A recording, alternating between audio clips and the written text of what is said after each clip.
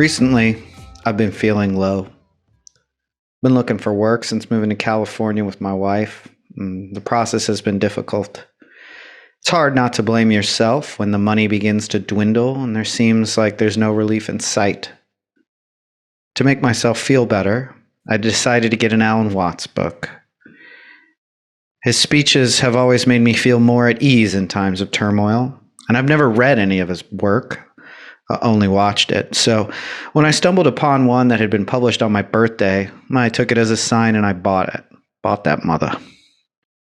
The book, Becoming What You Are, is a marvelous collection of short essays, many of which were broadcast on a Berkeley radio program he hosted in the 50s, and primarily deal with his interpretations of the Tao and Buddhist thought. While reading the chapter, The Finger in the Moon, I was reminded of the importance in diversifying your thought, as these perspectives will often enrich one another and deepen your understanding, finding for me that the parallels between Watts and Hegel, who we've been reading, are quite remarkable.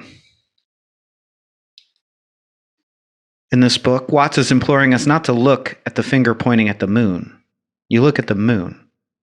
And what he means by this bit of Zen wordplay is actually a warning against becoming so concerned about how you might do something that you don't do anything at all.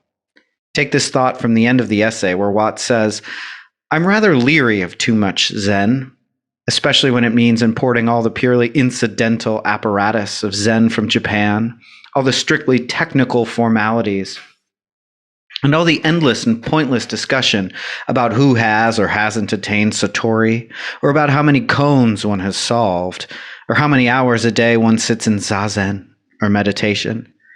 This sort of thing is not Zen or yoga. It's just a fad, just religiosity." He's staking a belief in the process and not the method. For too much debate over deployment only leads to stasis. In the book's first essay, Watts explains this mistrust, saying, "You can almost be sure then that some kind of clericalism, some kind of highly refined spiritual racket, is at work when stress is laid upon the suffering and the discipline, the endurance and the willpower, which are said to have the essential prerequisites of an entry to the kingdom of heaven." So you might be asking yourself, yes, but what in the world could this have to do with Hegel? And you would be asking a legitimate question, until we start to look at Hegel's program and what he's trying to accomplish. One of the biggest problems with reading philosophy is its vernacular is very obtuse.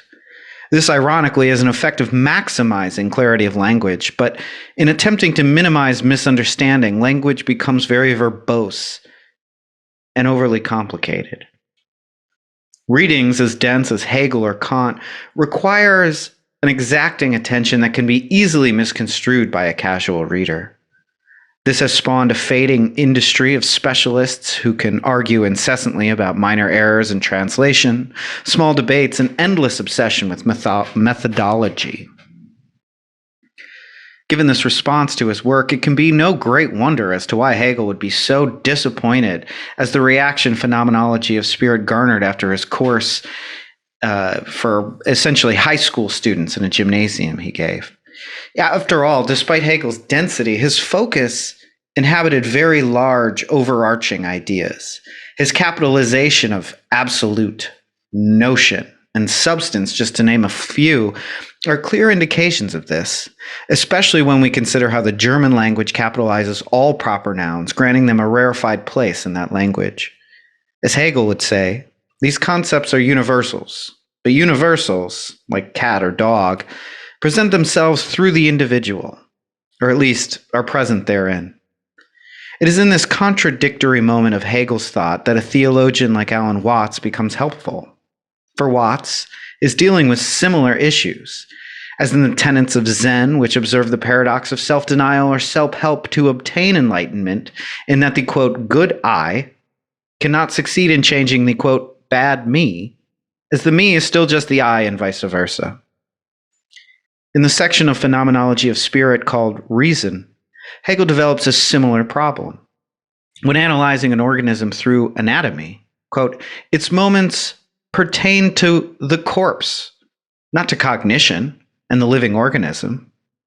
In such parts, or reducing an organism to its individual system, quote, the moments have really ceased to be, for they cease to be processes, end quote. Separating out abstract parts of being is really akin to murder, because like Watts's, quote, good I and bad me, they are in fact not an organism without the other, and that organism is perpetually being changed by its aspects from inside of itself. No matter the philosopher or the religion, the goal is really shared. Well, not quite understanding.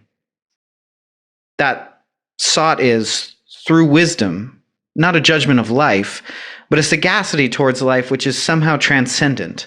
Or again, in Hegel's words, quote, that each aspect of the organism is in its own self just this, to be a simple universality in which all determinations are dissolved, and to be the movement of this process.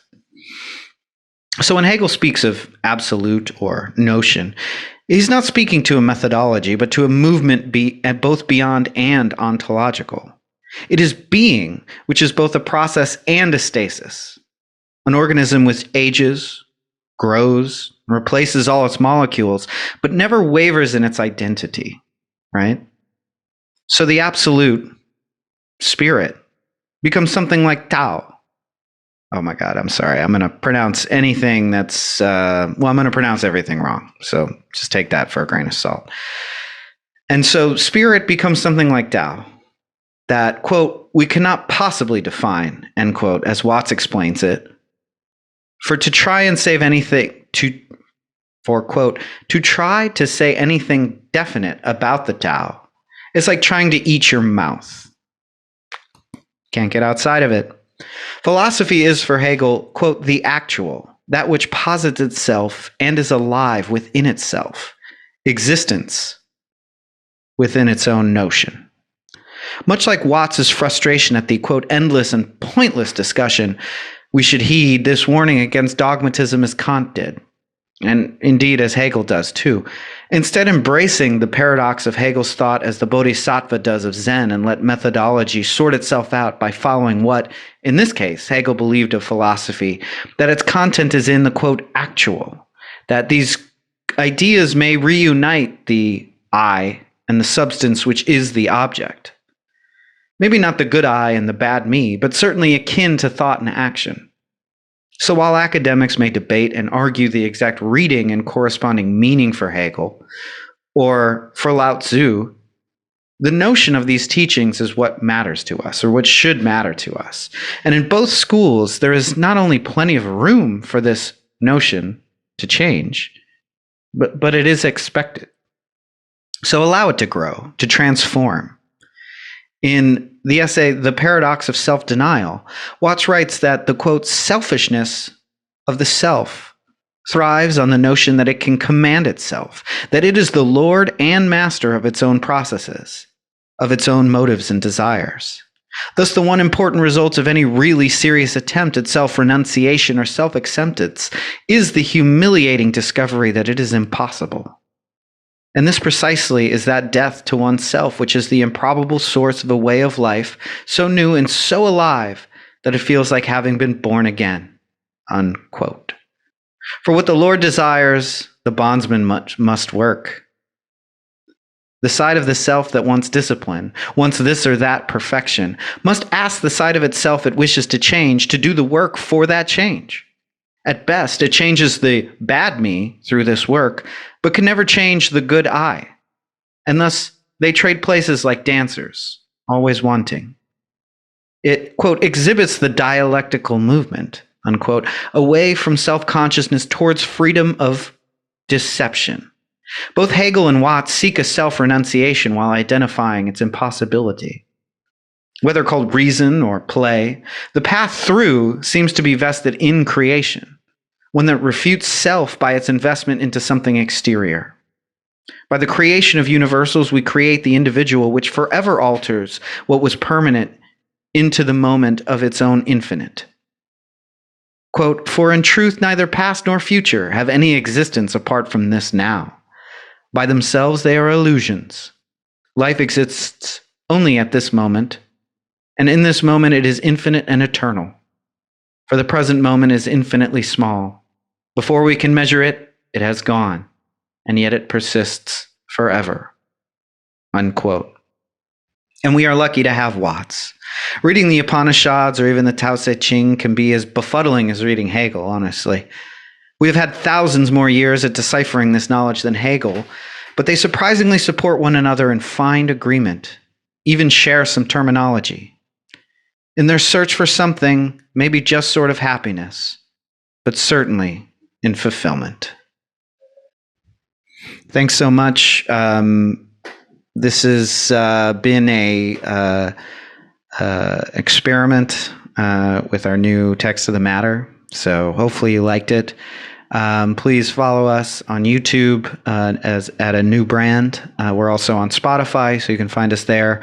And we have a Patreon that we'd love for you to support. We've got some stickers in the works. So if you join and become a member, you will get one of those as a gift for supporting our hard work. And otherwise, follow us on Facebook. We also have an Instagram, at Text of the Matter, where you can see mostly funny stuff, but also updates and some, didactic texts and things like that. So thank you so much. This has been a rumination on how theology can actually inform your philosophy and vice versa, I would say. So thank you so much. Peace.